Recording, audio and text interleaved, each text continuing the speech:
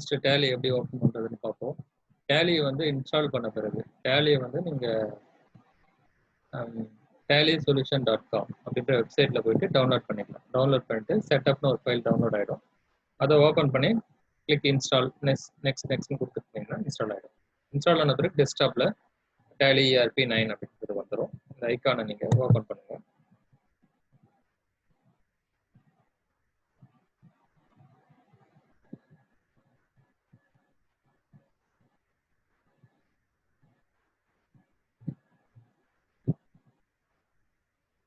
Okay, open ஆனோடனே இது போல தான் வரும் நம்மளுக்கு.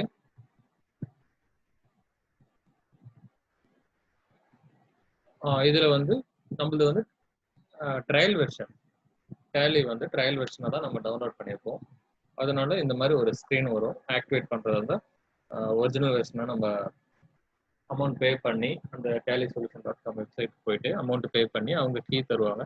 அந்த கீயை நம்ம இதில் என்டர் பண்ணும்போது ஒரிஜினல் வெர்ஷனாக அதாவது லைசன்ஸ் வெர்ஷனாக மாறிடும். மோஸ்ட்லி நம்ம படிக்கிறதுக்காக யூஸ் பண்ணுறதுனால work in educational mode trial வெர்ஷன்லேயே நம்ம யூஸ் பண்ணிக்கலாம். அதனால் ஒர்க் இன் எஜுகேஷனல் மோடு நம்ம செலக்ட் பண்ணலாம். மவுஸ் மூலமாகவும் போய் செலக்ட் பண்ணிக்கலாம், இல்லை கீபோர்ட் மூலமாகவும் செலக்ட் பண்ணிவிட்டு என்டர் ப்ரெஸ் பண்ணலாம். அதுக்கு ஷார்ட்கட் கீயும் இருக்குது. Alt + W கொடுத்தீங்கன்னா உங்களுக்கு ஓப்பன் ஆகிடும். ஆக்சுவலாக ஃபஸ்ட் டைம் நீங்கள் இன்ஸ்டால் பண்ணிவிட்டு ஓப்பன் பண்ணும்போது இந்த ஸ்க்ரீன் வராது. எந்த ஸ்க்ரீன் வரும் அப்படின்னா இந்த ஸ்க்ரீன் தான் வரும். ஏன்னா இந்த டேலியை பொறுத்த வரைக்கும், அதாவது இந்த சிஸ்டத்தில் இன்ஸ்டால் பண்ணிவிட்டு நம்ம ஓப்பன் பண்ண உடனே அந்த டேலியில் ஒரு கம்பெனியோட டீட்டெயில்ஸ் கூட இருக்காது. அதனால தான் இந்த மாதிரி ஸ்க்ரீன் வரும். இதுக்கப்புறம் தான் நம்ம கம்பெனியை கிரியேட் பண்ண வேண்டியது இருக்கும். கிரியேட் கம்பெனி, இதில் கிரியேட் கம்பெனி நம்ம செலக்ட் பண்ணுறோம். ஜஸ்ட் டவுன் ஏரோ ப்ரெஸ் பண்ணிவிட்டு அது செலக்ட் ஆனோடனே என்டர் கீ ப்ரெஸ் பண்ணலாம், இல்லை மவுஸ் மூலமாக போயிட்டு கிளிக் பண்ணிக்கலாம். இப்போ கம்பெனியோட நேம் நம்ம டைப் பண்ணணும். நான் வந்து எக்ஸாம்பிள் 3 அன்கோ அப்படின்னு கொடுக்குறேன். எந்த நேம் வேணால் கொடுத்துக்கலாம், அவங்க நேம் கூட கொடுத்து கிரியேட் பண்ணிக்கலாம். இப்போ கம்பெனி அப்படின்றதுனால அன்கோ அப்படின்ற ஒரு வார்த்தையை நான் ஆட் பண்ணிக்கிறேன். அப்புறம் கம்பெனியோட மெயிலிங் நேம் அப்படின்றது கம்பெனியோட நேம் தான். அதுக்கப்புறம் கீழே அட்ரஸ், கம்பெனியோட அட்ரஸ் ஃபுல்லாக நம்ம டைப் பண்ணலாம். இப்போ நான் அப்படியே வந்து எம்டியாகவே விட்டுடுறேன். கண்ட்ரி நேம் இந்தியான்றதை செலக்ட் பண்ணிக்கோங்க. அதுக்கப்புறமா ஸ்டேட் தமிழ்நாடு, டிஏ ப்ரெஸ் பண்ணால் போதும், ரைட் சைடில் பாருங்கள் தமிழ்நாடுன்றது செலக்ட் ஆகிடும். அப்படியே என்டர் ப்ரெஸ் பண்ணிக்கோங்க. பின்கோட் கொடுத்துட்டு வந்துடுங்க, என்டர் பண்ணுங்கள். ஃபோன் நம்பர், மொபைல் நம்பர், கம்பெனியோட டீட்டெயில்ஸ் ஃபுல்லாக வந்து நீங்கள் இதில் என்டர் பண்ணிக்கலாம். நான் எதுவுமே கொடுக்கல, அப்படியே என்டர் கொடுத்துட்டே வந்துடுறேன். அப்புறம் ஃபினான்ஷியல் இயர் பிகின்ஸ் ஃப்ரம் அப்படின்னு இருக்கு.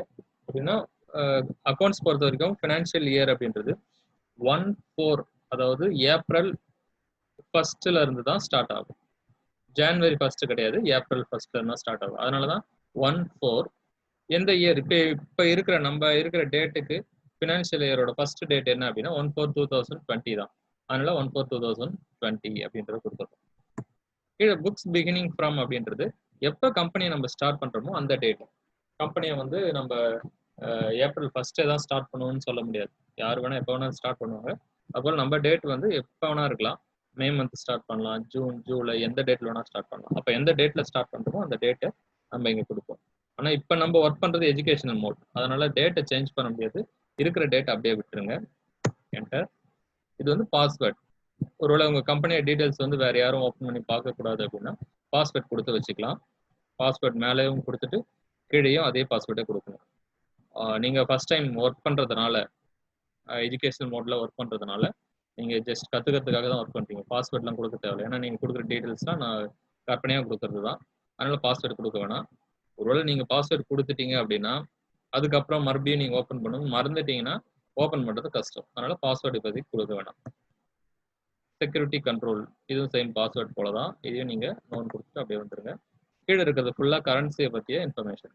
நம்மளோட கரன்சி சிம்பிள் என்ன, ஃபார்மல் நேம் என்ன, அதை பற்றிய ஃபுல் இன்ஃபர்மேஷன் இருக்கும். எதுவும் சேஞ்ச் பண்ண வேணாம், ஜஸ்ட் அப்படியே என்டர் கொடுத்துட்டே வந்துடுங்க. லாஸ்ட்டாக வந்து என்டர் கொடுக்கும்போது அக்செப்ட், எஸ், நோ அப்படின்னு கேட்கும். என்டர் கொடுத்தாலும் அது எஸ் மீனிங் தான், ஒய் ப்ரெஸ் பண்ணாலும் எஸ் மீனிங் தான். இது வந்து என்னென்னா சேவ் பண்ணுறதுக்கான ஒரு ஆப்ஷன் கேட்குது. இல்லை நீங்கள் டைப் பண்ணதுல ஏதாவது ஒரு மிஸ்டேக் இருக்கு, சேஞ்ச் பண்ணணும் அப்படின்னா என் பிரஸ் பண்ணீங்கன்னா, இல்ல பேக் ஸ்பேஸ் பிரஸ் பண்ணாலும் சரி, இந்த ஸ்க்ரீன்லயே இருக்கும்.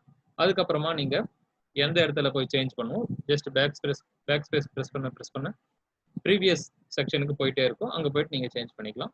நான் என்டர் பிரஸ் பண்றேன். கம்பெனி சேவ் ஆயிட்டு வந்துரும். இதுதான் கம்பெனியோட கீழே இருக்கு பாருங்க, நேம் ஆஃப் கம்பெனி, கம்பெனியோட நேம். இதுதான் கேட்வே ஆஃப் டேலி. கம்பெனியில என்னென்ன ஒர்க் பண்ணணுமோ அதெல்லாம் கேட்வே ஆஃப் டேலியில இருந்து தான் நம்ம பண்ண முடியும். இப்போ கம்பெனியோட பேலன்ஸ் ஷீட் பார்ப்போம். ஓப்பன் பண்ணி பார்க்குறேன். ஜஸ்ட் என்டர் தான் ப்ரெஸ் பண்ணுறேன். கேபிட்டல் அக்கௌண்ட், கரண்ட் அசட் எதுவுமே இருக்காது. ஏன்னா இப்போ தான் நம்ம ஓப்பன் பண்ணோம். ஜஸ்ட் நேம் மட்டும் இருக்கும், அமௌண்ட் இருக்காது. இதுக்கப்புறம் தான் நம்ம லெட்ஜரை நம்ம கிரியேட் பண்ணுவோம். லெட்ஜர் கிரியேட் பண்ணிட்டு அதுக்கப்புறமா அதுக்கான ஓப்பனிங் பேலன்ஸ் எல்லாமே நம்ம கொடுத்தோம்னா, கொடுத்துட்ட பிறகு பேலன்ஸ் ஷீட் வந்து பார்க்கும்பொழுது எல்லா டீட்டெயிலும் கரெக்டாக இருக்கும்.